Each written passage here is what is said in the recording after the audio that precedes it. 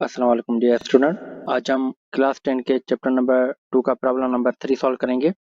तो इसकी स्टेटमेंट में कहता है a ship uses ultrasonic pulse to measure the depth of the submarine beneath the ship. कहता है कि एक शिप पे जो अपने अल्ट्रासोनिक पल्स यूज करती है सबमरीन की डेप्थ मेजर करने के लिए, जो कि इस शिप के बिल्कुल नीचे है। आगे कहता है कि a sound pulsing is transmitted into the sea. वो जो साउंड पल्स हैं वो ट्रांसमिट हो रही हैं समंदर के अंदर। And the echo of the sea bed is received after 40 milliseconds. ये जो पल्स ट्रांसमिट हो रही हैं शिप से या सबमरीन तक, और सबमरीन से फिर वापस शिप तक आ रही है इको बन के, ये टोटल जो टाइम ले रही है वो ले रही है 40 milliseconds. The speed of sound in sea water is 1480 metre per second. जो साउंड की स्पीड है वाटर में वो है 1480 मीटर पर सेकंड। कहता है कि आप कैलकुलेट कर दें डीपनेस ऑफ सबमेरीन, मतलब कि सबमेरीन की जो गहराई है वो कितनी है, वो आप कैलकुलेट करनी है हमें। ठीक है बेटा। तो इसके डेटा पे आ रहे हैं बेटा। तो डेटा में हमें टाइम दिया हुआ है 40 मिली सेकंड्स। मिली सेकंड्स को हमें सेकंड में कन्वर्ट करना होगा, तो क्या करेंगे 40 को डिवाइड करेंगे 1000 से, और ये बन जाएगा 0.04 सेकंड। मतलब कि 0.04 सेकंड वो टाइम है शिप की जो पल्स हैं वो सबमेरीन तक जा रही हैं, फिर सबमेरीन से वापस शिप तक आ रही हैं। ये टोटल टाइम है। ठीक है। अब उसके बाद वेलोसिटी ऑफ साउंड हमें मिली हुई है 1480 मीटर पर सेकंड। हमें डिस्टेंस फाइंड करना है, मतलब कि डीपनेस ऑफ सबमेरीन। तो सॉल्यूशन पे आते हैं बेटा। सॉल्यूशन पे हमारे पास formula s is equal to v t. तो वेलोसिटी हमें दी हुई है और टाइम भी हमें मिला हुआ है। तो इन दोनों को जब आपस में मल्टीप्लाई कर देंगे तो हमारे पास आंसर आ जाएगा 59.20 मीटर। तो ये हुआ टोटल डिस्टेंस जो साउंड पल्स ट्रेवल कर रही है। हमें जो फाइंड करना है बेटा वो करना है सिर्फ इस सबमेरीन की डीपनेस, मतलब कि ये सिंगल डिस्टेंस के यहाँ इस शिप से इस सबमेरीन तक ये जो डिस्टेंस है ये कितना है। इसमें कहता है कि इन 40 मिली second sound has to travel twice the distance toward the seabed and then back to ship। Then वही बात जो मैंने बता दी आपको। तो 40 मिली सेकेंड वो टाइम है जो दो दफा साउंड पल्स जो है वो ट्रेवल कर रही हैं, एक आने के लिए फिर एक जाने के लिए। तो हमें सिर्फ एक डिस्टेंस फाइंड करना है डीपनेस वाला। तो अब हम क्या करेंगे बेटा, इस टोटल जो डिस्टेंस था हमारे पास 59.20, तो हम इसको क्या करेंगे डिवाइड कर देंगे 2 से। तो हमारे पास आंसर आ जाएगा 29.6 मीटर।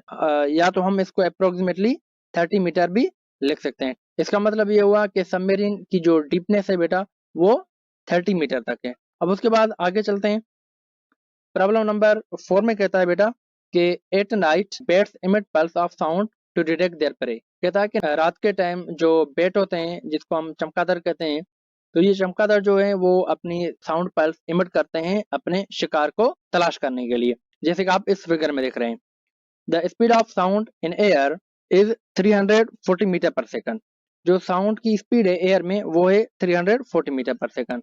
तो पहले पार्ट में कहता है बेटा a bat emits a pulse of sound of wavelength 0.0080 metre. Calculate the frequency of the sound. जो साउंड पल्स है उसकी जो वेवलेंथ है वो है 0.0080 मीटर। साउंड पल्स की फ्रीक्वेंसी फाइंड कर दें। डेटा में हमें साउंड की वेलोसिटी दी हुई है, अब उसके बाद वेवलेंथ भी हमें मिली हुई है और फ्रीक्वेंसी फाइंड करनी है। तो हमारे पास फार्मूला है बेटा v is equal to F lambda. तो हमें फ्रीक्वेंसी सब्जेक्ट बनानी होगी, तो इसको रीअरेंज कर देंगे तो ये फार्मूला बन जाएगा वेलोसिटी डिवाइड बाय लेमडा। ठीक है। तो इसमें वैल्यू पुट करते हैं। वेलोसिटी का वैल्यू पुट कर दिया यहाँ, और ये नीचे हमने वेवलेंथ का वैल्यू पुट कर दिया। जब हम इसको डिवाइड कर देंगे तो हमारे पास आंसर आ जाता है 42,500 हर्ट्ज। लेकिन हमारे पास जो बुक वाले ने आंसर दिया हुआ है बेटा वो दिया हुआ है 42.5 हर्ट्ज, लेकिन वो हर्ट्ज नहीं, वो किलो हर्ट्ज है। ठीक है। ये हर्ट्ज में आंसर आता है। तो हम इसको क्या करेंगे, इसको किलो हर्ट्ज में कन्वर्ट कर देंगे। तो चेंज इनटू किलो हर्ट्ज। तो 42,500 को डिवाइड कर देंगे 1000 से, तो ये हमारे पास आंसर आ गया 42.5 किलो हर्ट्ज। मतलब साउंड पल्स थी चमगादड़ की जो फ्रीक्वेंसी थी वो थी 42.5 किलो हर्ट्ज। ठीक है बेटा। तो सेकंड पार्ट में कहता है the pulse of sound hits its prey and is reflected in the bat. कहता है कि ये जो चमगादड़ की साउंड पल्स हैं यहाँ से निकलकर इस प्रे तक जा रही हैं, इसको हिट कर रही हैं, हिट करने के बाद फिर ये वापस आ रही हैं। ठीक है। The bat receive pulse 0.10 second after the emitting.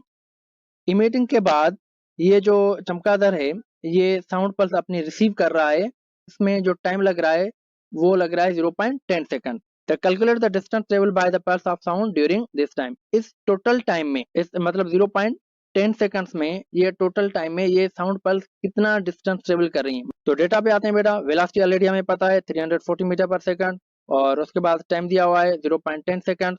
तो हमें क्या है, डिस्टेंस फाइंड करना है। ठीक है, सॉल्यूशन पे आते हैं।